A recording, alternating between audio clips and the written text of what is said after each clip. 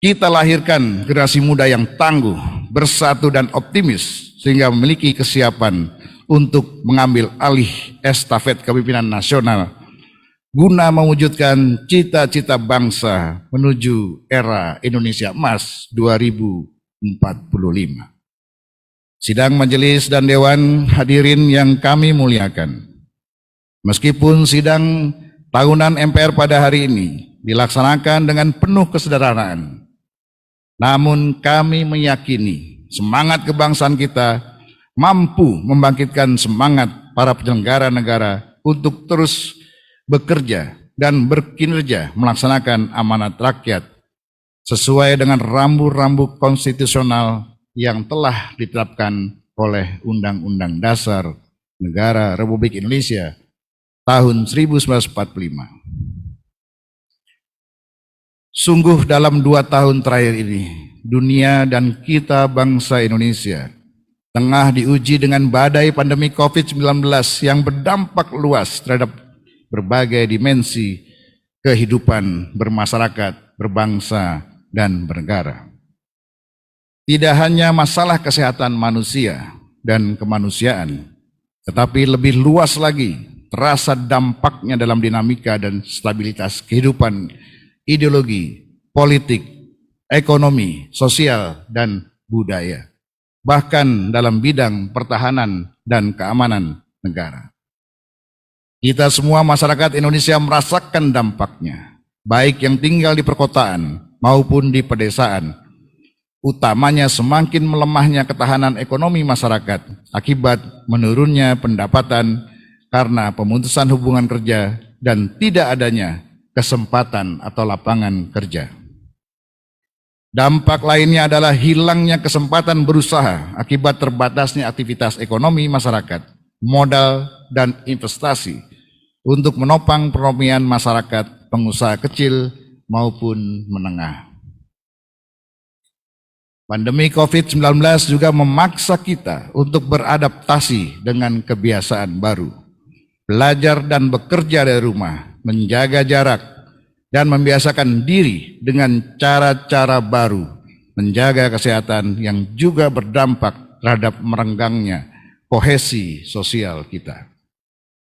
Demikian pula di sektor pendidikan. Anak didik tidak dapat lagi melakukan pembelajaran dengan tatap muka, tetapi dengan pembelajaran jarak jauh yang mempengaruhi efektivitas dan proses belajar mengajar. Meskipun pembelajaran jarak jauh secara online juga berdampak positif terhadap kemampuan beradaptasi dalam pemanfaatan teknologi dan informasi. Namun keterbatasan infrastruktur penunjang pendidikan jarak jauh akan menurunkan capaian kualitas belajar dan kelulusan siswa yang tidak hanya mengukur tingkat kecerdasan, tetapi pembentukan karakter anak didik kita.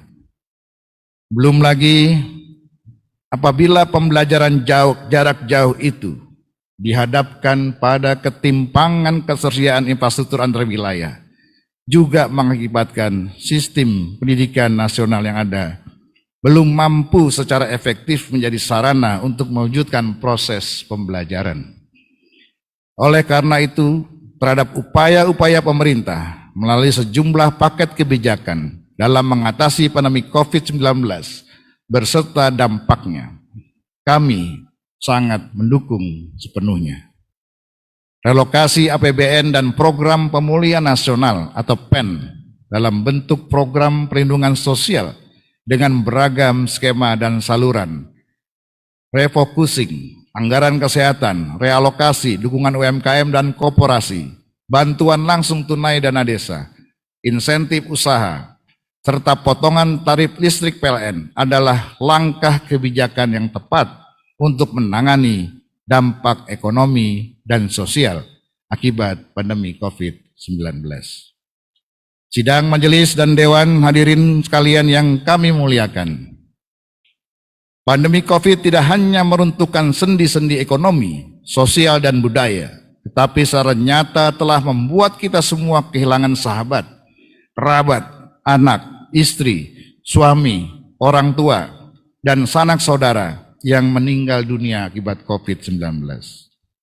Oleh karena itu, kami menghimbau kepada seluruh masyarakat untuk terus meningkatkan disiplin protokol kesehatan, menjaga jarak, membatasi interaksi, serta melakukan vaksinisasi untuk mencegah dan menurunkan tingkat persebaran, tingkat fatalitas, dan kematian akibat COVID-19. Kami juga mengajak kepada seluruh masyarakat Indonesia untuk membangun kekuatan bersama, mendukung kebijakan pemerintah. Tidak ada lagi pengambilan paksa jenazah yang terkonfirmasi COVID-19. Tidak ada lagi pemalsuan sertifikat vaksin dan tes swab PCR. Tidak ada lagi penimbunan obat, oksigen, dan peralatan kesehatan lainnya. Serta tidak ada lagi narasi-narasi kontraproduktif yang mengganggu keprihatinan dan fokus kita bersama dalam menangani pandemi COVID-19. Untuk itu, kami atas nama pimpinan dan anggota MPR menyampaikan apresiasi yang setinggi-tingginya kepada pemerintah atas kerja keras, langkah dan kebijakan yang cepat dan tepat dalam rangka perlindungan terhadap seluruh warga Indonesia sebagai bagian dari pemenuhan hak-hak konstitusional seluruh warga negara Indonesia. Secara khusus, kami juga menyampaikan apresiasi kepada Satuan Tugas Penanganan COVID-19, serta para tenaga kesehatan dan relawan, jajaran Tentara Nasional Indonesia dan Kepolisian Negara Republik Indonesia, serta pihak lainnya yang telah berkontribusi dalam upaya pengendalian dan penanganan COVID-19. Apresiasi yang sama juga kami sampaikan kepada seluruh entitas masyarakat Indonesia yang telah bergotong royong membantu penanganan pandemi COVID-19 melalui gerakan solidaritas, kepedulian sosial, baik secara individu maupun kelompok. Saat perusahaan-perusahaan, kampus-kampus, organisasi massa dan profesi, komunitas-komunitas masyarakat, hingga relawan-relawan individu bersinergi dan berkolaborasi mendukung upaya pemerintah dalam menerangi COVID-19, kita semua merasakan betapa kuatnya jati diri bangsa Indonesia yang tidak dimiliki oleh bangsa-bangsa lainnya.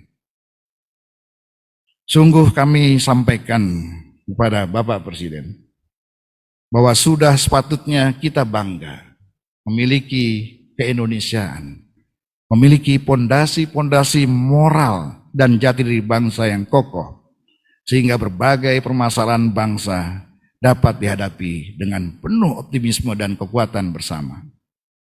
Sidang majelis dan dewan hadirin sekalian yang kami muliakan, sebagaimana kita pahami, pandemi COVID-19 tidak hanya memiliki dampak ekonomis yang nyata dengan meningkatnya angka pengangguran, kemiskinan, kesenjangan yang berpotensi menimbulkan permasalahan dalam bidang-bidang lainnya. Tetapi yang juga patut diwaspadai adalah potensi bangkitnya nilai-nilai, paham individualisme, komunisme, intoleransi, separatisme, radikalisme, terorisme, dan etno-nasionalisme di tengah ketidakpastian akibat pandemi COVID-19.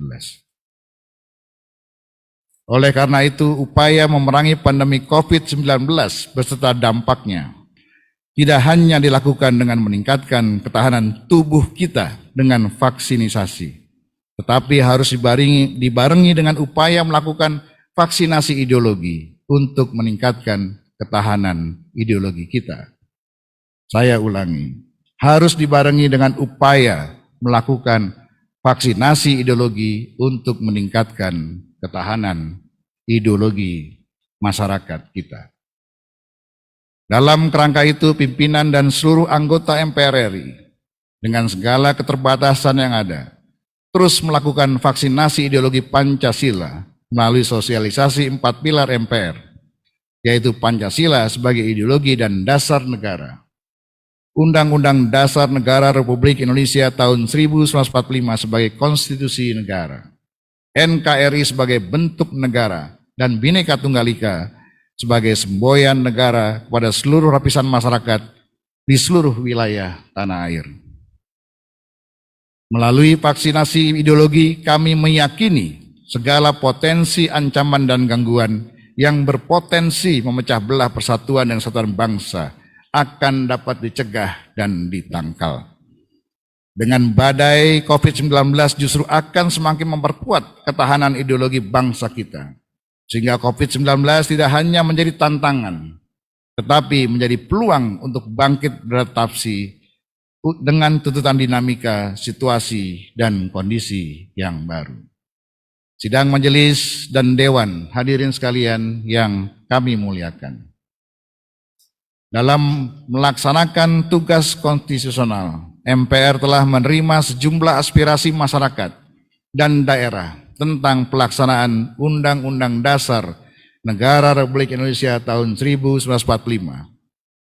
Arus besar aspirasi masyarakat dan daerah menghendaki perlunya penataan sistem ketatanegaraan Indonesia, khususnya sistem manajemen pembangunan nasional yang lebih demokratis, transparan, akuntabel, terintegrasi, dan berkesinambungan. Berbagai pandangan masyarakat yang menyatakan bahwa visi yang sama dalam rencana pembangunan nasional dan daerah, baik dalam jangka pendek, jangka menengah maupun jangka panjang, sangat diperlukan agar orientasi pembangunan nasional lebih fokus pada upaya pencapaian tujuan negara sebagaimana termaktub dalam pembukaan Undang-Undang Dasar Negara Republik Indonesia tahun 1945.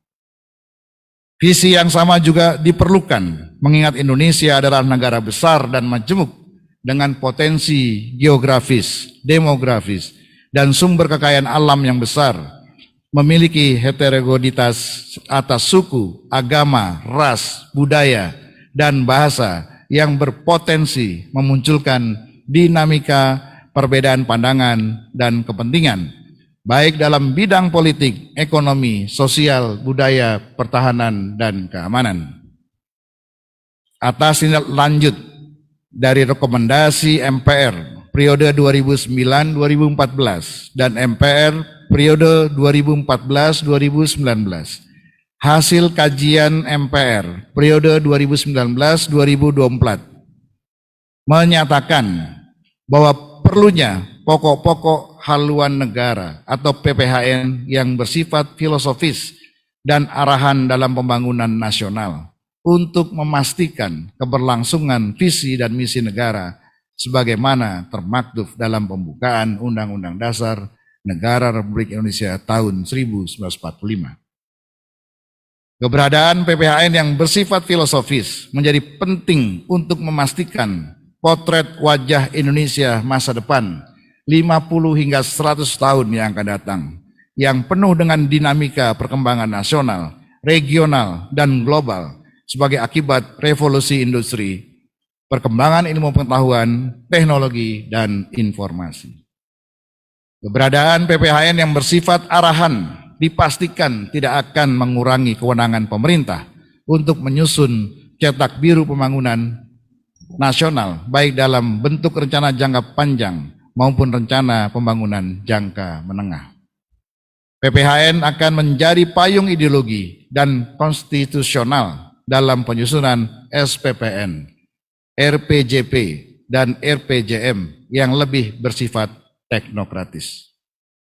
Dengan PPHN, maka rencana strategis pemerintah yang bersifat visioner akan dijamin pelaksanaannya secara berkelanjutan, tidak terbatas oleh priorisasi pemerintah yang bersifat elektoral.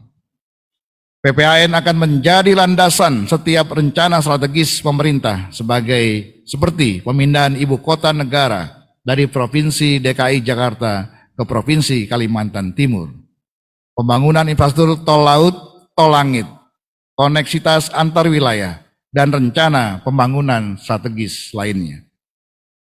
Namun demikian, untuk mewadahi PPHN dalam bentuk hukum ketetapan MPR sesuai dengan hasil kajian memerlukan perubahan Undang-Undang Dasar. Oleh karenanya diperlukan perubahan secara terbatas terhadap Undang-Undang Dasar Negara Republik Indonesia tahun 1945 khususnya penambahan wewenang MPR untuk menetapkan PPHN. Proses perubahan Undang-Undang Dasar sesuai ketentuan pasal 37 Undang-Undang Dasar Negara Republik Indonesia tahun 1945 memiliki persyaratan dan mekanisme yang ketat.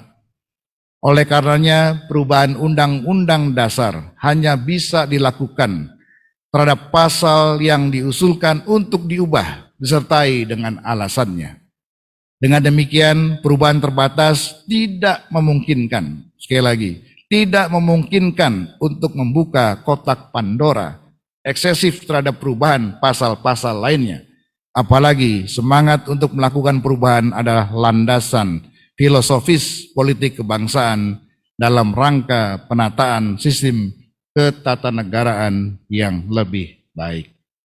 Sidang majelis dan dewan hadirin yang kami muliakan, demikianlah beberapa hal yang dapat kami sampaikan terhadap perkembangan pelaksanaan wewenang dan tugas konstitusional MPR tahun 2020-2021. Selanjutnya, sebelum kita mendengarkan laporan kinerja lembaga-lembaga negara yang akan disampaikan oleh Presiden, sekaligus pidato kenegaraan Presiden dalam rangka peringatan Hari Ulang Tahun ke-76 Kemerdekaan Republik Indonesia, palu sidang akan kami serahkan kepada pimpinan DPR dan pimpinan DPD. Ketua DPD Saudara Lanyala Mahfud Mataliti akan melanjutkan persidangan sampai ditutupnya sidang tahunan MPR dan sidang bersama DPR dan DPD. Dengan mengucapkan syukur alhamdulillah, izinkan kami mengakhiri pengantar sidang tahunan MPR ini dengan bait-bait pantun. Duduk di pantai sambil memandang laut, terlihat nelayan sambil menjala ikan. Agar Indonesia sukses menyongsong masa depan, sudah waktunya pokok-pokok haluan negara kita tetapkan. Agustus bulan kemerdekaan, vaksinasi ideologi menjadi kekuatan. Terima kasih kami ucapkan, jaga terus persatuan dan kesatuan. Merdeka! Sekian, wabillahi taufiq wa hidayah. Wassalamualaikum warahmatullahi wabarakatuh.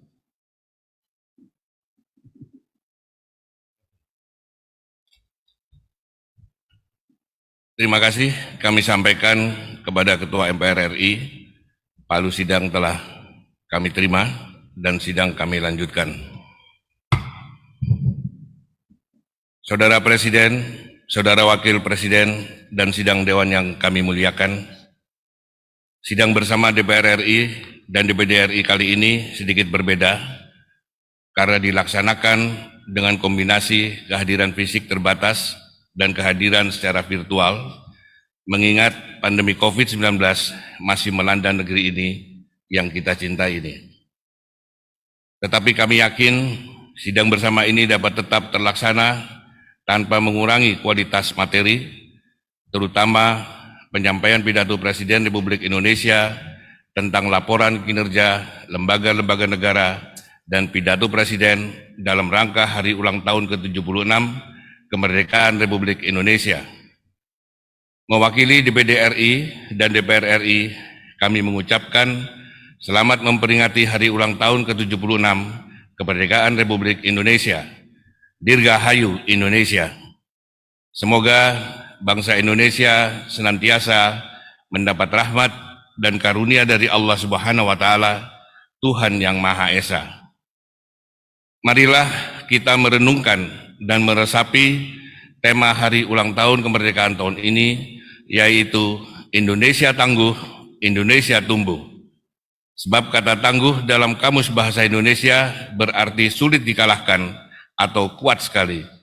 Sedangkan kata tumbuh berarti bertambah besar atau sempurna. Ini tentu tidak main-main karena kita harus mampu mewujudkan apa yang sudah kita canangkan sehingga tidak berhenti sebagai slogan dan tema tahunan saja. Oleh karena itu, dalam kesempatan ini, saya mengajak semua peserta sidang hari ini, mari kita fokuskan pikiran dan hati kita sebagai negarawan sejati. untuk bersama melangkah mewujudkan Indonesia tangguh, Indonesia tumbuh. Saudara Presiden, Saudara Wakil Presiden, dan sidang Dewan yang kami muliakan, kami memberikan apresiasi atas semua upaya dan langkah yang telah dilakukan pemerintah dalam menangani pandemi COVID-19 selama ini. Tentu tidak mudah menangani di sektor kesehatan dengan menjaga keseimbangan di sektor ekonomi. Oleh karena itu, kami tidak setuju dengan pendapat yang mengatakan bahwa negara telah gagal dalam menangani pandemi ini. Bahwa ada kekurangan memang harus diakui. Kami juga memberi apresiasi atas kerja keras di sektor pemulihan ekonomi nasional, di mana Indonesia mampu meningkatkan laju pertumbuhan ekonomi di tengah pandemi, meskipun masih didominasi belanja konsumsi yang juga ditopang government spending dan momentum Ramadan serta Idul Fitri dan Idul Adha. Tentu kami berharap pertumbuhan ekonomi juga ditopang oleh indikator Purchasing Manager Index Manufaktur Indonesia yang baik, karena hal itu akan menunjukkan dengan terang apakah mesin ekonomi berjalan, sebab bila industri dan manufaktur berjalan berarti supply chain juga berjalan, kredit bank bergulir, buruh terus bekerja, dan market menyerap barang. Kami juga berharap industri yang berjalan bukan hanya didominasi industri farmasi saja, tetapi juga industri yang padat karya lainnya. Memang di setiap musibah dan bencana selalu ada hikmah. Pandemi COVID-19 ini juga memberikan hikmah, dan hikmah terbesar adalah kita sebagai bangsa mengetahui kelemahan-kelemahan fundamental yang selama ini belum terungkap secara terang benderang. Tentu hikmah ini bukan untuk direnungi saja, tetapi menjadi titik awal pekerjaan besar bangsa ini ke depan. Dengan pandemi ini, kita menyaksikan dan melihat sendiri bagaimana ketahanan sektor kesehatan kita. Ketika terjadi ledakan korban COVID-19, rumah sakit nyaris kolaps, tenaga medis berguguran, fasilitas kesehatan dan alat medis yang kekurangan di sana-sini. Juga kualitas kesehatan masyarakat kita yang ternyata rentan dengan komorbid. Kita jadi mengetahui dengan terang benderang bagaimana industri alat kesehatan kita yang masih didominasi produk impor, sementara beberapa anak bangsa yang mencoba memproduksi sejumlah alat pendukung medis di tengah pandemi belum mendapat kepercayaan dari kita sendiri, mulai dari ventilator sampai vaksin merah putih dan vaksin Nusantara. Pandemi juga memberikan hikmah kepada kita di sektor pendidikan yang selama ini tidak terbuka secara terang benderang, yaitu kualitas pembelajaran ketika dihadapkan kepada pola baru, belajar dari jarak jauh atau online, termasuk kesiapan dukungan sarana dan dukungan infrastruktur di desa dan pelosok negeri. Pandemi juga memberi hikmah kepada kita tentang ketahanan sektor sosial bangsa ini, terutama bagaimana negara hadir menjangkau masyarakat yang membutuhkan bantuan sosial. Penyempurnaan database terhadap penerima bantuan harus menjadi pekerjaan kita hari ini, apalagi dengan karakteristik penduduk yang memiliki mobilitas urbanisasi yang tinggi, ditambah dengan banyaknya penduduk yang belum tersentuh akses perbankan. Pandemi juga memberi hikmah sekaligus pekerjaan besar kepada kita untuk memikirkan ulang bagaimana ketahanan ekonomi bangsa ini di sektor produksi dalam negeri, mulai dari skala UKM hingga menengah besar. Kita sudah melihat bagaimana UMKM yang mengandalkan transaksi langsung di pasar merasakan dampak dari konsekuensi pembatasan sosial. Sementara marketplace melalui sejumlah unicorn lebih banyak diisi barang impor dan hanya menjadikan anak bangsa kita sebagai dropshipper dan pedagang yang membuka toko saja.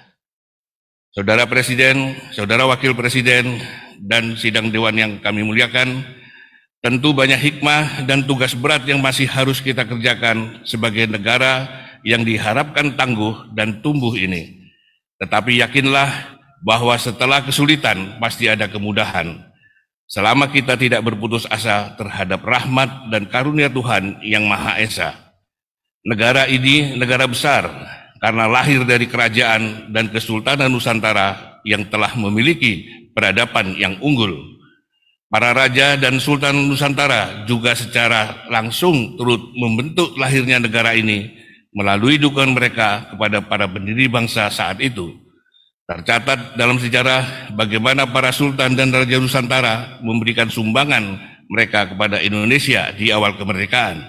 Salah satunya sumbangan uang 13 juta gulden dari Sultan Siak dan pesawat kepresidenan serta emas Monas dari tokoh dan rakyat Aceh.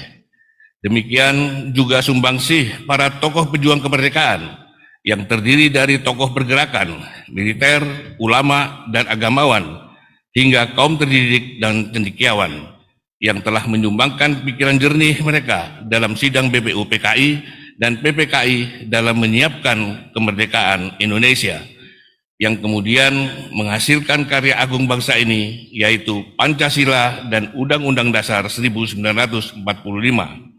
Karena itu, tidak mengherankan bila Presiden Soekarno mengingatkan kita semua agar jangan sekali-sekali meninggalkan sejarah. Karena sejarah bangsa ini tangguh. Kita mewarisi negara besar, negara yang seharusnya mampu memakmurkan rakyatnya dan mewujudkan keadilan sosial bagi seluruh rakyat Indonesia. Karena Indonesia adalah bangsa yang dicita-citakan sebagai negara kesejahteraan yang beragama.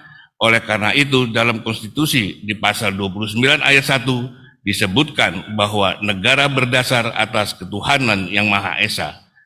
Sehingga konsekuensinya dalam mengatur kehidupan rakyatnya, negara harus berpegang pada kosmologi dan spirit ketuhanan. Sehingga kebijakan yang dibuat perlu diletakkan dalam kerangka etis dan moral agama, termasuk menjauhi dan menghindari perilaku koruptif. Sehingga tidak heran bila semua pejabat dan pemangku kekuasaan disumpah dengan menyebut nama Tuhan sesuai agamanya. Oleh karena itu, marilah kita melihat dan merasakan suasana kebatinan para pendiri bangsa ini yang telah merumuskan tujuan hakiki dari lahirnya bangsa ini, seperti termaktub dalam pembukaan Undang-Undang Dasar kita, dengan bertanya kepada diri kita sendiri, apakah perjalanan bangsa ini semakin menuju cita-cita para pendiri bangsa?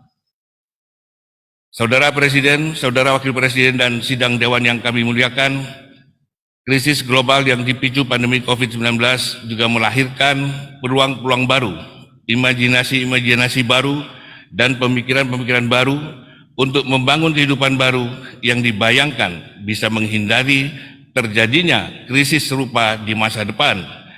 Karena setiap krisis besar biasanya melahirkan revolusi pemikiran untuk menjawab perubahan, dan setiap negara yang memasuki transisi menuju era baru sering ditandai dengan perubahan konstitusi, seperti dilakukan Indonesia di tahun 1999 hingga 2002 silam, ketika Indonesia menuju sistem politik yang diharapkan lebih demokratis.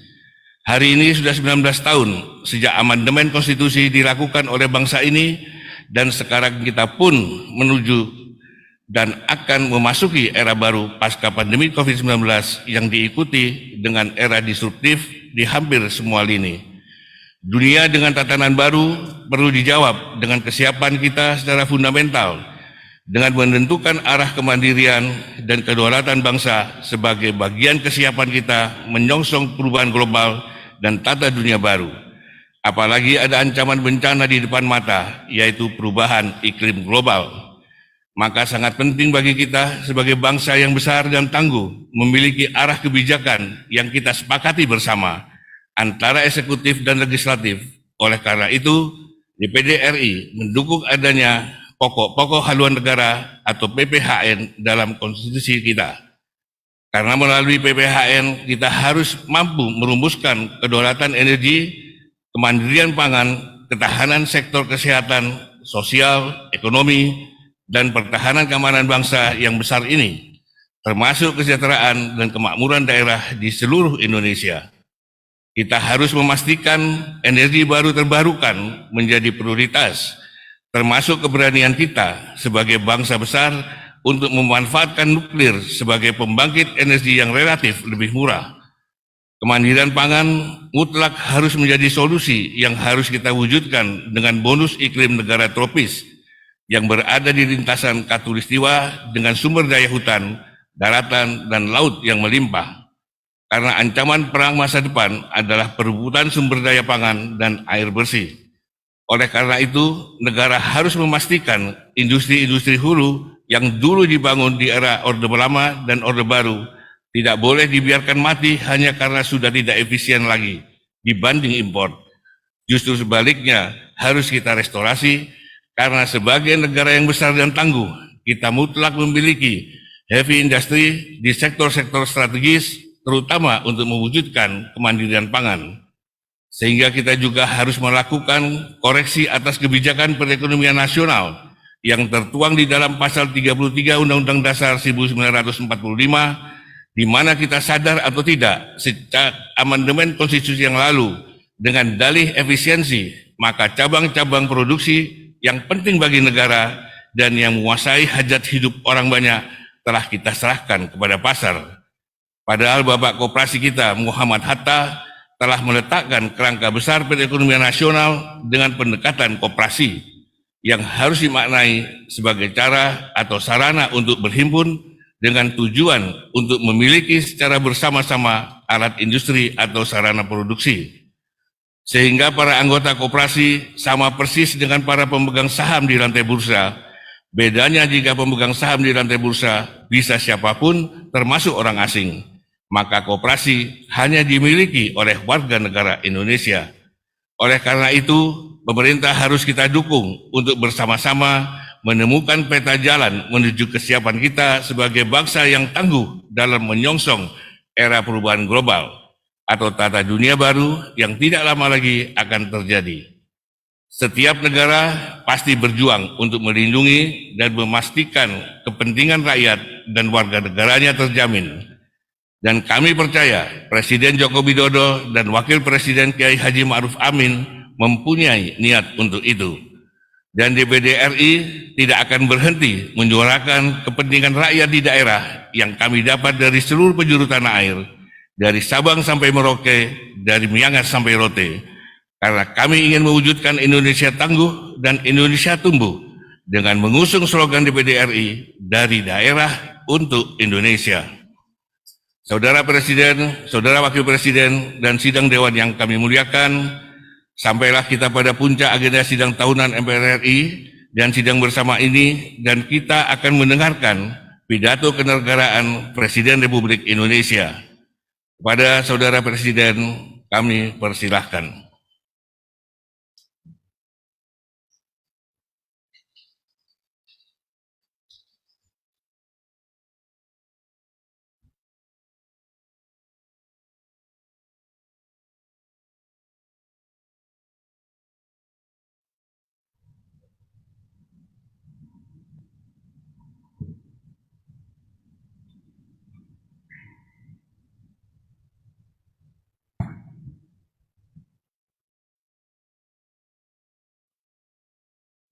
Bismillahirrahmanirrahim.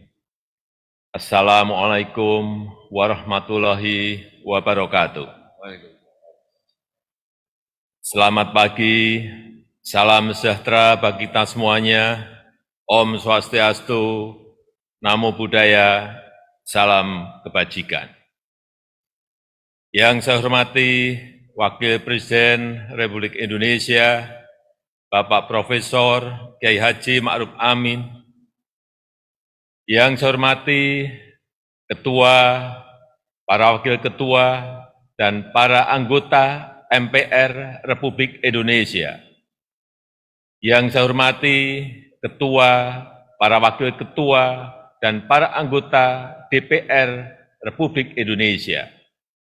Yang saya hormati Ketua, para Wakil Ketua, dan para anggota DPD Republik Indonesia. Yang saya hormati Ketua, para Wakil Ketua, dan para anggota lembaga-lembaga negara. Yang saya hormati Ibu Hajah Megawati Soekarno Putri, Presiden Republik Indonesia kelima. Yang saya hormati Bapak Susilo Bambang Yudhoyono, Presiden Republik Indonesia ke-6. Yang saya hormati Bapak Tri Sutrisno dan Bapak Hamzahas, yang saya hormati Bapak Muhammad Yusuf Kalla beserta Ibu Mufidah Yusuf Kalla, yang saya hormati Bapak Budiono beserta Ibu Herawati Budiono, yang saya hormati Yang Mulia para Duta Besar, negara-negara sahabat, dan para pimpinan perwakilan badan dan organisasi internasional. Yang saya hormati para Menteri Kabinet Indonesia Maju, serta Panglima TNI dan Kapolri. Yang saya hormati para Ketua Umum partai-partai politik. Yang saya hormati hadirin, saudara-saudara sebangsa dan setanah air. Krisis, resesi, dan pandemi itu seperti api. Kalau kita bisa hindari, kalau bisa kita hindari. Tetapi jika hal itu tetap terjadi, banyak hal yang bisa kita pelajari. Api memang membakar, tetapi juga sekaligus menerangi. Kalau terkendali, dia menginspirasi dan memotivasi. Dia menyakitkan, tetapi sekaligus juga bisa menguatkan. Kita ingin pandemi ini menerangi kita untuk mawas diri, memperbaiki diri, dan menguatkan diri kita dalam menghadapi tantangan masa depan. Pandemi ini seperti kawah candra di muka, yang menguji, yang mengajarkan, dan sekaligus mengasah. Pandemi memberikan beban yang berat kepada kita, beban yang penuh dengan risiko-risiko, dan memaksa kita untuk menghadapi dan mengelolanya. Semua pilar kehidupan kita diuji, semua pilar kekuatan kita diasah. Ketabahan, kesabaran, ketahanan, kebersamaan, kepandaian, dan kecepatan kita, semuanya diuji dan sekaligus diasah. Ujian dan asahan menjadi dua sisi mata uang yang tidak terpisahkan. Bukan hanya beban yang diberikan kepada kita, tetapi kesempatan untuk memperbaiki diri juga diajarkan kepada kita. Tatkala ujian itu terasa semakin berat, asahannya juga semakin meningkat. Itulah proses menjadi bangsa yang tahan banting, yang kokoh, dan yang mampu memenangkan gelombang pertandingan. Bapak, Ibu, dan saudara-saudara sebangsa dan setanah air. Perjalanan sejarah bangsa Indonesia telah melalui etapa-etapa ujian yang berat. Alhamdulillah, kita berhasil melampauinya. Kemerdekaan Republik Indonesia bukan diperoleh dari pemberian ataupun hadiah, tetapi kita rebut melalui perjuangan di semua medan. Perang rakyat, perang gerilya, dan diplomasi di semua lini dikerahkan, dan buahnya membuat Indonesia sebagai bangsa yang merdeka. Resesi dan krisis yang datang bertubi-tubi dalam perjalanan setelah Indonesia merdeka juga berhasil kita lampaui. Setiap ujian memperkokoh fondasi sosial, fondasi politik, dan fondasi ekonomi bangsa Indonesia. Setiap etapa memberikan pembelajaran dan sekaligus juga membawa perbaikan dalam kehidupan kita. Pandemi COVID-19 telah memacu kita untuk berubah, mengembangkan cara-cara baru, meninggalkan kebiasaan-kebiasaan lama yang tidak relevan dan menerobos ketidakmungkinan. Kita dipaksa untuk membangun normalitas baru dan melakukan hal-hal yang dianggap tabu selama ini. Memakai masker, menjaga jarak, tidak bersalaman, dan tidak membuat keramaian adalah kebiasaan baru yang dulu dianggap tabu. Bekerja dari rumah, belajar daring, pendidikan jarak jauh, serta rapat dan sidang secara daring telah menjadi kebiasaan baru yang dulu kita lakukan dengan ragu-ragu. Di tengah dunia yang penuh disrupsi sekarang ini, karakter berani untuk berubah, berani untuk mengubah, dan berani untuk mengkreasi hal-hal baru merupakan fondasi untuk membangun Indonesia maju. Kita telah berusaha bermigrasi ke cara-cara baru di era revolusi industri 4.0 ini, agar bisa bekerja lebih efektif, lebih efisien, dan lebih produktif. Adanya pandemi COVID-19 sekarang ini, akselerasi inovasi semakin menyatu dalam keseharian kehidupan kita. Bapak, Ibu, dan saudara-saudara yang saya hormati. Selama 1,5 tahun diterpa pandemi telah terjadi penguatan yang signifikan dalam perilaku dan infrastruktur kesehatan kita, dan sekaligus penguatan kelembagaan nasional kita. Kesadaran, partisipasi, dan kegotong royongan masyarakat menguat luar biasa. Kelembagaan pemerintah lintas sektor dan lintas lembaga negara serta antara pusat dan daerah sampai dengan desa juga mengalami konsolidasi. Hal ini membuat kapasitas sektor kesehatan meningkat pesat dan semakin mampu menghadapi ketidakpastian yang tinggi dalam pandemi. Dari sisi masyarakat, kesadaran terhadap kesehatan semakin tinggi, kebiasaan mencuci tangan, memakai masker, dan menjaga jarak telah menjadi kesadaran baru. Gaya hidup sehat, menjaga kebersihan lingkungan, berolahraga, dan mengkonsumsi makanan yang bernutrisi terasa semakin membudaya. Hal ini merupakan modal besar untuk menuju masyarakat yang lebih sehat dan dalam pengembangan SDM yang berkualitas. Kesadaran dan antusiasme masyarakat untuk divaksin, memperoleh layanan kesehatan, memperoleh pengobatan, serta saling peduli untuk yang semakin tinggi.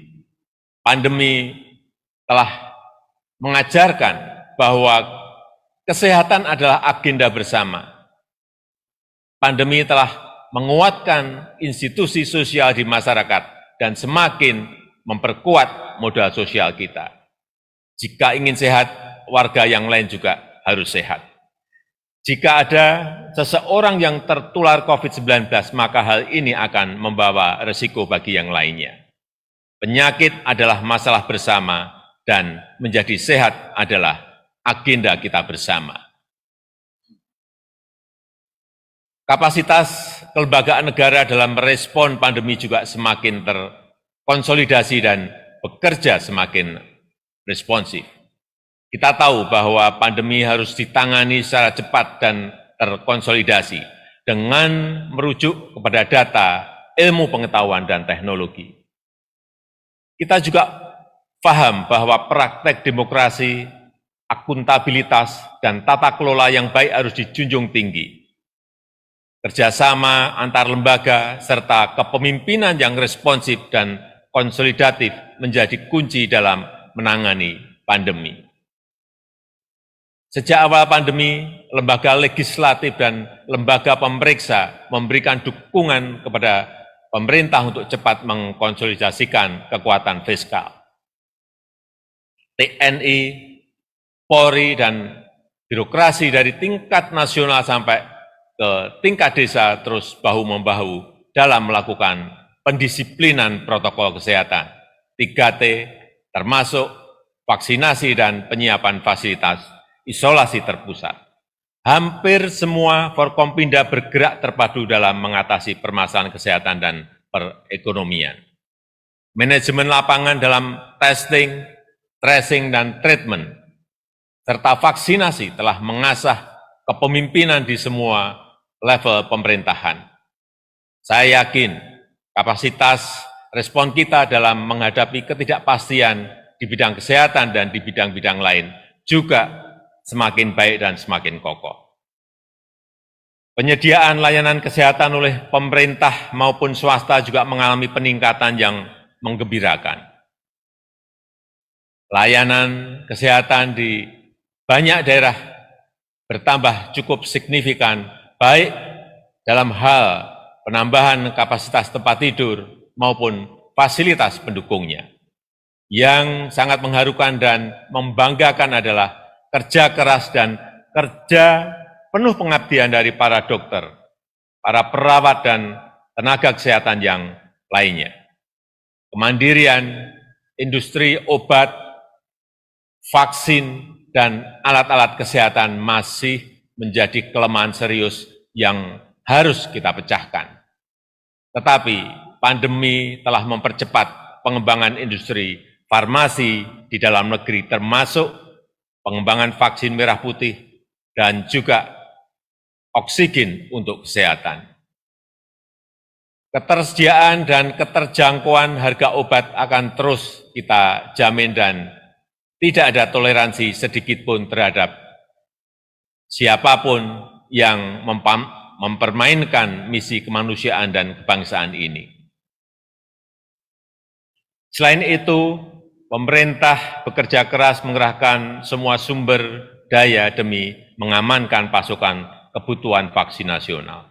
Namun, pada saat yang sama, Indonesia juga terus memperjuangkan kesetaraan akses terhadap vaksin untuk semua bangsa.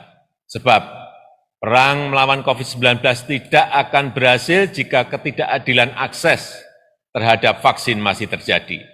Melalui diplomasi vaksin inilah kita telah menunjukkan kepada dunia bahwa Indonesia berperan aktif untuk ikut melaksanakan ketertiban dunia yang berdasarkan kemerdekaan, perdamaian abadi, dan keadilan sosial. Bapak, Ibu, dan saudara-saudara yang saya muliakan, walaupun kita sangat berkonsentrasi dalam menangani permasalahan kesehatan, tetapi perhatian terhadap agenda-agenda besar menuju Indonesia maju tidak berkurang sedikit pun. Pengembangan SDM berkualitas tetap menjadi prioritas. Penyelesaian pembangunan infrastruktur yang memurahkan logistik untuk membangun dari pinggiran dan mempersatukan Indonesia terus diupayakan. Reformasi struktural dalam rangka memperkuat pembangunan ekonomi yang inklusif dan berkelanjutan tetap menjadi agenda utama. Pandemi telah mengajarkan kepada kita untuk mencari titik keseimbangan antara gas dan rem, keseimbangan antara kepentingan kesehatan dan kepentingan perekonomian. Dalam mengambil keputusan, pemerintah harus terus merujuk pada data, serta kepada ilmu pengetahuan dan teknologi terbaru. Pemerintah harus tanggap terhadap perubahan keadaan dari hari ke hari secara cermat. Tujuan dan arah kebijakan tetap dipegang secara konsisten, tetapi strategi dan manajemen lapangan harus dinamis, menyesuaikan permasalahan dan tantangan. Pengetatan dan pelonggaran mobilitas masyarakat misalnya harus dilakukan paling lama setiap minggu dengan merujuk pada data-data terkini. Mungkin hal ini sering dibaca sebagai kebijakan yang berubah-ubah atau sering dibaca sebagai kebijakan yang tidak konsisten. Justru itulah yang harus kita lakukan untuk menemukan kombinasi terbaik antara kepentingan kesehatan dan kepentingan perekonomian masyarakat. Karena virusnya yang selalu berubah dan bermutasi, maka penanganannya pun juga harus berubah sesuai dengan tantangan yang dihadapi. Pengetatan mobilitas yang tidak bisa dihindari ini membuat pemerintah harus memberikan bantuan sosial yang lebih banyak dibanding pada situasi normal. Program Keluarga Harapan PKH, kartu sembako, diskon listrik, subsidi gaji, bantuan produktif usaha mikro, bantuan sosial tunai, BLT dana desa, dan program kartu prakerja juga terus ditingkatkan. Subsidi kuota internet untuk daerah-daerah PPKM juga semaksimal mungkin diberikan kepada tenaga kependidikan, murid, mahasiswa, guru, dan dosen. Yang lebih utama dan merupakan solusi perekonomian yang berkelanjutan, pemerintah memastikan agar masyarakat bisa memperoleh pekerjaan yang layak dan mendongkrak perekonomian nasional. Pandemi memang telah banyak menghambat laju pertumbuhan ekonomi, tetapi pandemi tidak boleh menghambat proses reformasi struktural perekonomian kita. Struktur ekonomi kita yang selama ini lebih dari 55%-nya dikontribusikan oleh konsumsi rumah tangga, harus terus kita alihkan menjadi lebih produktif dengan mendorong hilirisasi, mendorong investasi, dan mendorong ekspor. Fokus pemerintah adalah menciptakan sebanyak mungkin lapangan kerja baru yang berkualitas. Implementasi Undang-Undang Cipta Kerja terus kita percepat. Minggu yang lalu, pemerintah telah meluncurkan OSS, Online Single Submission, yang sangat mempermudah semua level dan jenis usaha, apalagi bagi jenis-jenis usaha yang berisiko rendah. Urusan perizinan, pengurusan insentif, dan pajak bisa dilakukan jauh lebih cepat, lebih transparan, dan lebih mudah. Kesempatan ini harus dimanfaatkan oleh pelaku UMKM untuk mengembangkan usahanya.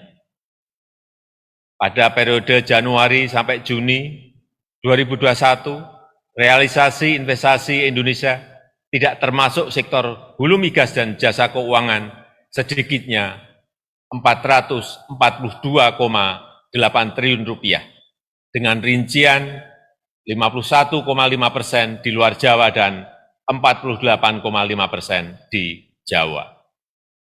Investasi ini menyerap lebih dari 620.000 tenaga kerja Indonesia.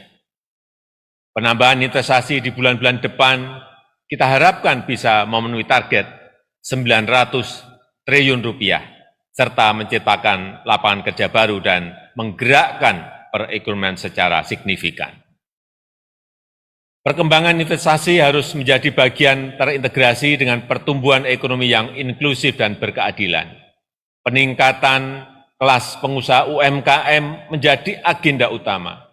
Berbagai kemudahan disiapkan untuk menumbuhkan UMKM, termasuk kemitraan strategis dengan perusahaan besar, agar cepat masuk dalam rantai pasok global. Hal ini diharapkan dapat meningkatkan daya saing produk UMKM serta meningkatkan pemerataan dan kemandirian ekonomi masyarakat. Ekosistem investasi dan kolaborasi di dunia usaha ini juga dimaksudkan untuk memperkuat perkembangan ekonomi berbasis inovasi dan teknologi, khususnya ke arah ekonomi hijau, green economy, dan ekonomi biru, blue economy yang berkelanjutan. Perkembangan sektor pangan terus kita upayakan untuk membangun kemandirian pangan, transformasi menuju energi baru terbarukan, serta akselerasi ekonomi berbasis teknologi hijau akan menjadi perubahan penting dalam ekonomi kita. Konsolidasi kekuatan riset nasional terus diupayakan agar sejalan dengan agenda pembangunan nasional. Sinergi dunia pendidikan dengan industri dan pengembangan kewirausahaan terus dipercepat melalui program Merdeka Belajar. Hal ini diharapkan mengakselerasi kualitas SDM nasional sekaligus meningkatkan daya saing industri dan produk dalam negeri. Perluasan akses pasar bagi produk-produk dalam negeri menjadi perhatian serius pemerintah. Program Bangga Buatan Indonesia terus kita gencarkan sembari meningkatkan daya saing produk lokal dalam kompetisi global. Pemerintah terus mendorong pengembangan ekosistem ekonomi digital untuk meningkatkan produktivitas masyarakat. Digitalisasi UMKM yang masuk ke aplikasi perdagangan elektronik, e-commerce, dan lokapasar jumlahnya terus bertambah. Sampai Agustus tahun ini, sudah lebih dari 14 juta UMKM atau 22% dari total UMKM yang sudah bergabung dengan aplikasi perdagangan elektronik e-commerce. Partisipasi dalam ekonomi digital ini sangat penting karena potensinya yang sangat besar dan mempermudah UMKM untuk masuk ke rantai pasok global. Tahun 2020 nilai transaksi perdagangan digital Indonesia mencapai lebih dari 253 triliun rupiah. Nilai ini diperkirakan akan meningkat menjadi 330,7 triliun rupiah di tahun 2021. Bapak, Ibu, dan saudara-saudara sebangsa dan setanah air, pandemi COVID-19 juga memberikan hikmah kepada bangsa Indonesia bahwa krisis menuntut konsolidasi kekuatan negara untuk melayani rakyat, meningkatkan kesejahteraan masyarakat, dan meraih Indonesia maju yang kita cita-citakan. Dukungan semua pihak, utamanya lembaga-lembaga negara, menempati posisi sentral. Kerja cerdas dan sinergitas antar lembaga negara menjadi salah satu kunci utama untuk bisa gesit merespon perubahan yang terjadi di masa mendatang. Keseimbangan dan saling kontrol antar lembaga negara sangatlah penting dalam sistem ketatanegaraan kita. Tetapi kerjasama, sinergi, serta kerelaan untuk berbagi beban dan tanggung jawab justru lebih utama dalam menghadapi pandemi ini. Saya mengucapkan terima kasih yang sebesar-besarnya kepada lembaga-lembaga negara, juga kepada Bank Indonesia, Otoritas Jasa Keuangan, Lembaga Penjamin Simpanan, Komisi Pemberantasan Korupsi, dan Ombudsman Republik Indonesia, termasuk Komisi Pemilihan Umum dan Badan Pengawas Pemilihan Umum atas dukungannya yang konsisten dan produktif selama ini. Saya mengapresiasi para anggota MPR RI dengan program 4 pilarnya yang terus konsisten memperkokoh ideologi Pancasila, Undang-Undang Dasar 1945, NKRI, dan Bhinneka Tunggal Ika. Agenda MPR untuk mengkaji substansi dan bentuk hukum pokok-pokok haluan negara juga perlu diapresiasi untuk melandasi pembangunan Indonesia yang berkelanjutan lintas kepemimpinan. Menghadapi pandemi yang membutuhkan penanganan yang luar biasa, DPR RI bersama pemerintah juga telah bekerja keras dan bersinergi untuk membangun fondasi hukum bagi penanganan COVID-19.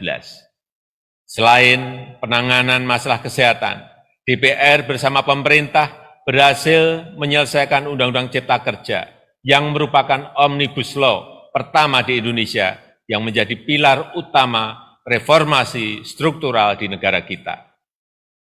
Selain itu, dengan berbagai macam inovasi, DPR terus melakukan penjaringan aspirasi masyarakat dan menjalankan pengawasan terhadap pelaksanaan program-program pemerintah. DPD RI juga terlibat aktif dalam pembahasan rancangan undang-undang, termasuk terkait dengan kebijakan anggaran, serta melakukan pengawasan, utamanya terhadap pelayanan publik dan pelaksanaan undang-undang tentang desa. Peran ini memberikan kontribusi dalam ketepatan penanganan pandemi dan sekaligus dalam perbaikan kelembagaan pemerintah daerah ke depan. Di tengah kebutuhan pemerintah untuk bertindak cepat menyelamatkan masyarakat dari pandemi, Peran pemeriksaan yang dilakukan oleh BPK RI juga telah dilakukan beberapa penyesuaian. Situasi pandemi bukan situasi normal dan tidak bisa diperiksa dengan standar situasi normal. Yang utama adalah menyelamatkan rakyat. Menyelamatkan rakyat adalah hukum tertinggi dalam bernegara. Inovasi BPK untuk mewujudkan akuntabilitas untuk semua di negara kita patut untuk dihargai. Saya mengapresiasi upaya-upaya BPK untuk memberikan informasi temuan pemeriksaan agar ditindaklanjuti oleh pemerintah, baik di pusat maupun di daerah. Walaupun di era pandemi, kecepatan kerja dalam pelayanan peradilan juga tidak bisa ditunda, bahkan harus dipercepat. Proses administrasi dan persidangan perkara di Mahkamah Agung secara elektronik telah mampu mempercepat penanganan perkara. Bahkan dengan adanya aplikasi peradilan elektronik e-court telah mempermudah dan meningkatkan jumlah perkara yang dibawa ke pengadilan. Demikian pula halnya dengan Mahkamah Konstitusi yang juga menggelar persidangan melalui daring. Munculnya banyak permohonan keadilan yang terkait dengan undang-undang dan juga perkara pilkada telah membuat MK mampu menyelesaikan perkara tepat waktu.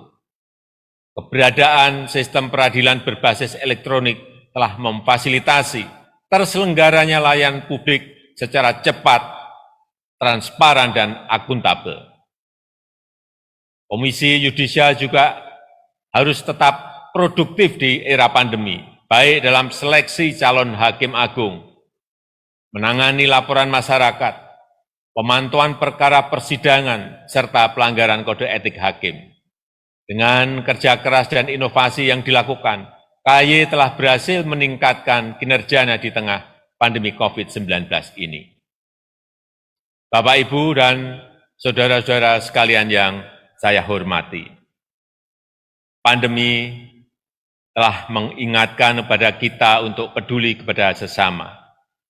Penyakit yang diderita oleh seseorang akan menjadi penyakit bagi semuanya. Penyelesaian pribadi tidak akan pernah menjadi solusi. Penyelesaian bersama menjadi satu-satunya cara. Dengan budaya yang selalu saling peduli dan saling berbagi, masalah yang berat ini bisa lebih mudah diselesaikan. Mari kita pegang teguh nilai-nilai toleransi, Bhinneka Tunggal Ika, gotong royong, dan Pancasila dalam bermasyarakat, berbangsa, dan bernegara. Kita lewati ujian pandemi dan ujian-ujian lain setelah ini dengan usaha yang teguh, disertai dengan doa pengharapan yang tulus. Kita jaga kesehatan kita, disiplin diri dalam protokol kesehatan, serta saling menjaga dan saling membantu. Tidak ada orang yang bisa aman dari ancaman COVID-19 selama masih ada yang menderitanya. Saya menyadari adanya kepenatan, kejenuhan, kelelahan, kesedihan, dan kesusahan selama pandemi COVID-19 ini. Saya juga menyadari begitu banyak kritikan kepada pemerintah, terutama terhadap hal-hal yang belum bisa kita selesaikan. Kritik yang membangun itu sangat penting dan selalu kita jawab dengan pemenuhan tanggung jawab sebagaimana yang diharapkan rakyat. Terima kasih untuk seluruh anak bangsa yang telah menjadi bagian dari warga negara yang aktif dan terus ikut membangun budaya demokrasi. Indonesia tangguh, Indonesia tumbuh, yang menjadi semboyan bulan kemerdekaan pada tahun ini hanya bisa diraih dengan sikap terbuka dan siap berubah menghadapi dunia yang penuh disrupsi. Indonesia tangguh, Indonesia tumbuh hanya bisa dicapai jika kita semua bahu-membahu dan saling bergandeng tangan dalam satu tujuan. Kita harus tangguh dalam menghadapi pandemi dan berbagi ujian yang akan kita hadapi. Dan kita harus terus tumbuh dalam menggapai cita-cita bangsa. Semoga Allah SWT, Tuhan yang Maha Kuasa, senantiasa meridhoi dan mempermudah upaya bangsa Indonesia dalam meraih Indonesia maju yang kita cita-citakan. Dirgahayu Republik Indonesia, Dirgahayu Negeri Pancasila, Merdeka!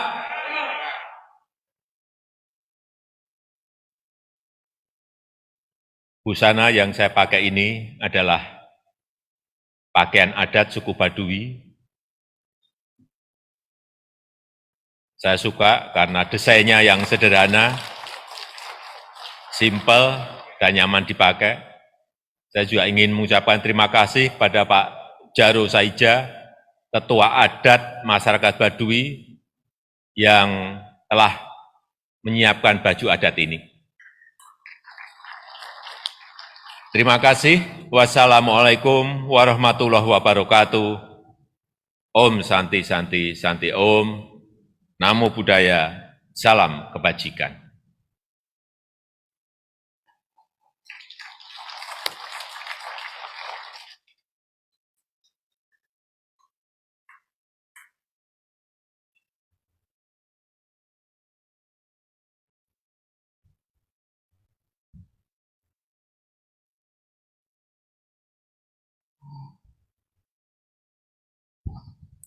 Terima kasih kepada Saudara Presiden yang telah menyampaikan pidato kenegaraan dalam rangka penyampaian laporan kinerja lembaga-lembaga negara dan pidato kenegaraan dalam rangka hari ulang tahun ke-76 kemerdekaan Republik Indonesia. Selanjutnya kami persilahkan Saudara Habib Nabil Al-Musawah, Wakil Ketua Komisi Dakwah Majelis Ulama Indonesia, untuk membacakan doa.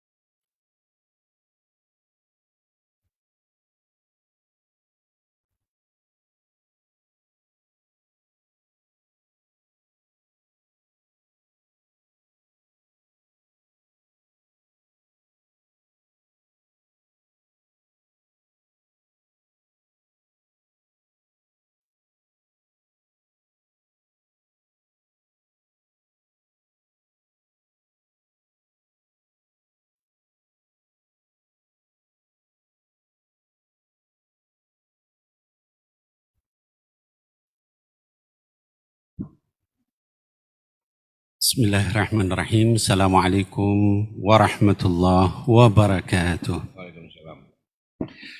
Salam sejahtera untuk kita semuanya. Izinkan kami mewakili Ketua Umum Majelis Ulama Indonesia untuk menyampaikan doa.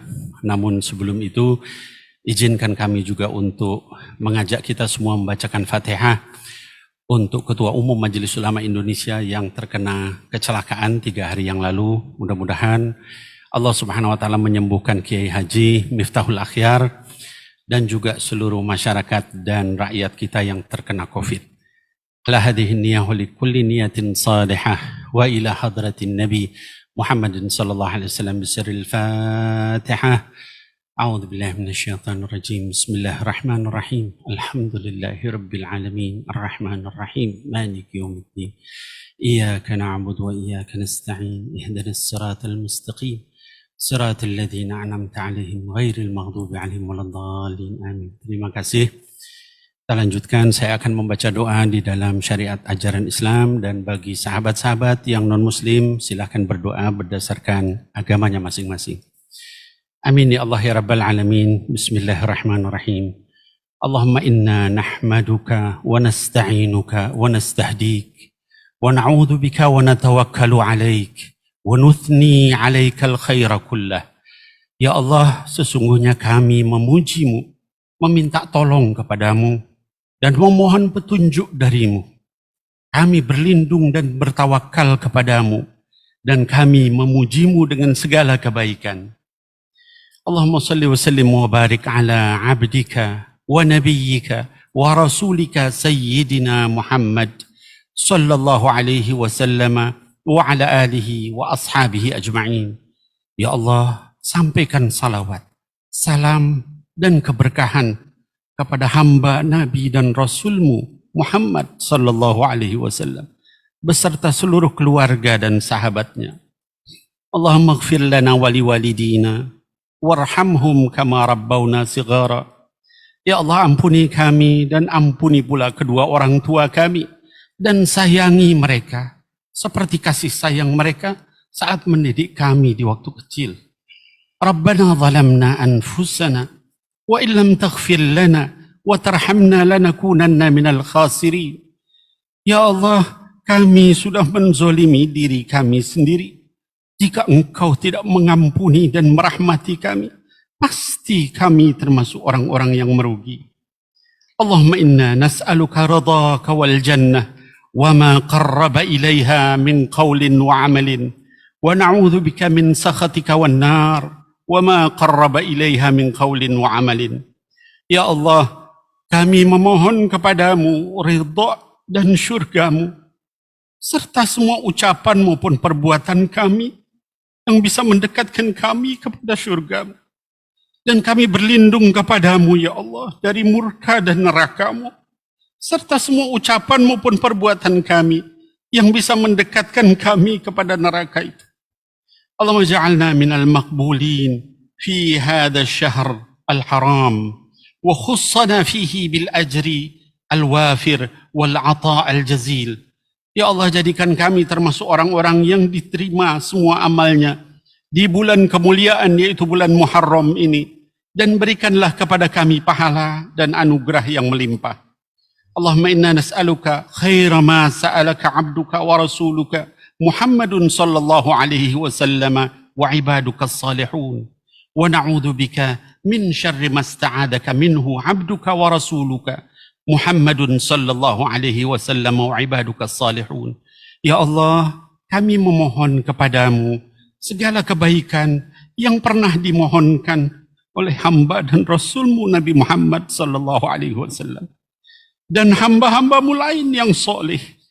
Dan kami berlindung kepadamu ya Allah dari segala keburukan yang mereka pernah meminta perlindunganmu daripadanya. Allahumma aslih lana dinana alladhi huwa asmatu amrina wa aslih lana dunyana allati fiha ma'ashuna wa aslih lana akhiratana allati ilayha ma'aduna waj'alil hayata ziyadatan lana fi kulli khair waj'alil mauta rahatan lana min kulli syarr. Ya Allah, perbaiki agama kami yang merupakan penjaga semua urusan kami. Perbaiki dunia kami ya Allah yang menjadi tempat kami mencari nafkah, dan perbaiki akhirat kami ya Allah karena hanya kepadanya kami akan kembali. Dan jadikan kehidupan kami sebagai penambah semua jenis kebaikan, dan jadikan kematian kami sebagai pembebasan bagi kami dari semua beban dan derita ya Allah. Allahumma rahmataka narju fala takilna ila anfusina tarfat ain wa aslih lana sya'nana kullah la ilaha illa anta. Ya Allah, hanya rahmat-Mu yang kami harapkan. Maka jangan Engkau sandarkan kami untuk mengurus diri kami walau hanya sekejap mata saja. Dan perbaiki oleh-Mu ya Allah semua urusan kami. Karena sesungguhnya hanya Engkaulah Tuhan kami. Allahumma tahhir qulubana minan nifaq wa a'malana minar riya wa alsinatana minal kadhib wa a'yunana minal khiyanah innaka ta'lamu kha'inatal a'yun wa ma tukhfis sudur. Ya Allah, bersihkan hati kami dari kemunafikan, bersihkan amal kami dari riya, bersihkan lisan kami dari dusta, bersihkan mata kami dari khianat. Karena sesungguhnya Engkau maha mengetahui pengkhianatan mata dan apa yang kami sembunyikan dalam dada. Allahumma kfina bihalalika an haramik wa bita'atika an ma'siyatik وبفضلك عمن سواك يا حي يا قيوم يا ذا الجلال والإكرام. Ya Allah, cukupkan kami dengan yang halal daripada yang haram. Cukupkan kami dengan ketaatan kepadamu dari bermaksiat kepadamu. Dan cukupkan kami dengan karuniamu dari selainmu. Wahai yang maha hidup, lagi berdiri sendiri. Allahumma aslih wulata umurina. Allahumma aslih wulata umurina. Allahumma aslih wulata umurina. Wawafiqhum lil'adli fi ra'ayahum. والرفق بهم والائتناء بمصالحهم وحببهم إلى الرعية وحبب الرعية إليهم. Ya Allah, perbaiki para pemimpin kami, baik di pemerintahan, di MPR, DPR maupun DPD RI. Ya Allah, perbaiki para pemimpin kami, baik di pemerintahan, MPR, DPR maupun DPD RI. Ya Allah, perbaiki para pemimpin kami, baik di pemerintahan, MPR, DPR maupun DPD RI. Bimbing mereka semua, ya Allah, dalam menegakkan keadilan. Bimbing mereka dalam menyayangi dan memperhatikan kepentingan rakyat. Tumbuhkan kecintaan mereka kepada rakyat, ya Allah, dan kecintaan rakyat kepada mereka. Allahumma wafiqhum li siratikal mustaqim wal amali biwadhaifi dinikal qawim waj'alhum hudatan muhtadin birahmatika ya arhamar rahimin. Ya Allah, bimbing para pemimpin kami ke jalanmu yang lurus. Bimbing mereka agar bekerja demi agamamu yang benar. Jadikan para pemimpin kami semua teladan yang mendapat petunjuk darimu, ya Allah. Dengan rahmatmu, wahai Zat yang maha penyayang. Allahumma aslih ahwala ra'iyyatana wa biladana wa arkhis as'arahum wa aminhum fi awtanihim. Ya Allah, ya Tuhan kami, berikan kepada rakyat kami di negeri kami dalam hari ulang tahun yang ke-76 ini, perbaiki keadaan mereka, ya Allah. Murahkan harga-harga kebutuhan hidup mereka dan jadikan mereka aman sentosa di tanah air mereka ini.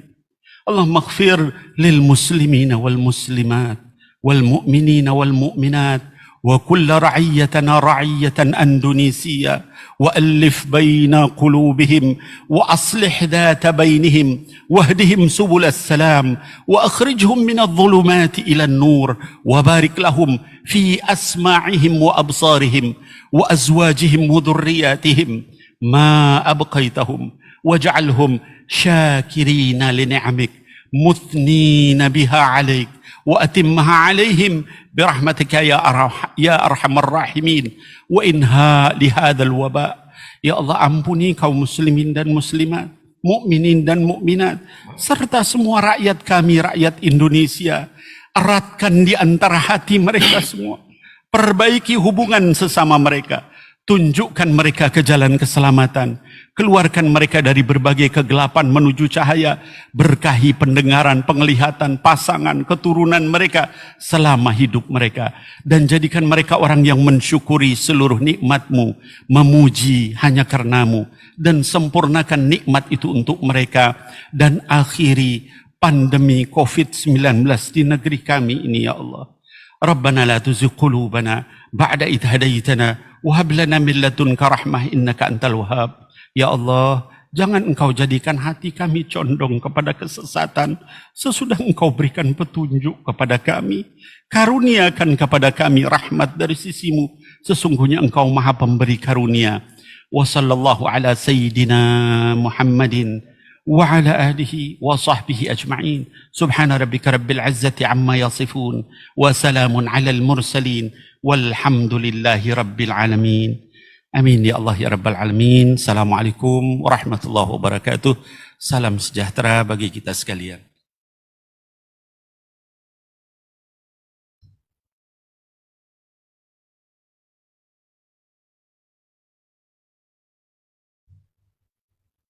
Terima kasih kepada Saudara Habib Nabil Al-Musawa yang telah membacakan doa. Semoga Allah Subhanahu wa Ta'ala, Tuhan yang Maha Kuasa, mengabulkan doa dan harapan kita bersama. Amin ya rabbal alamin. Saudara Presiden, Saudara Wakil Presiden, dan sidang Dewan yang kami muliakan, Dengan selesainya pembaca doa tadi, maka selesai sudah seluruh rangkaian acara sidang tahunan MPR RI dan sidang bersama DPR RI dan DPD RI hari ini. Terima kasih kami sampaikan kepada Bapak, Ibu, Saudara sekalian yang telah hadir secara fisik dan secara virtual dalam mengikuti sidang tahunan MPR RI dan sidang bersama ini. Sebelum menutup sidang, izinkan saya membacakan penggalan lirik lagu karya Iwan Fals yang berjudul Bangunlah Putra Putri Ibu Pertiwi. Terbanglah Garudaku, singkirkan kutu-kutu di sayapmu. Berkibarlah benderaku, singkirkan benalu di tiangmu. Jangan ragu dan jangan malu, tunjukkan pada dunia bahwa sebenarnya kita mampu. Dengan mengucapkan Alhamdulillahirabbil alamin, sidang tahunan MPR RI dan sidang bersama DPR RI dan DPD RI kami tutup. Wallahu muwaffiq illa waqtumit thoriq. Wassalamualaikum warahmatullahi wabarakatuh. Salam sejahtera untuk kita semua. Santi Santi Santi Namo Buddhaya. Salam kebajikan. Hadirin dimohon berdiri.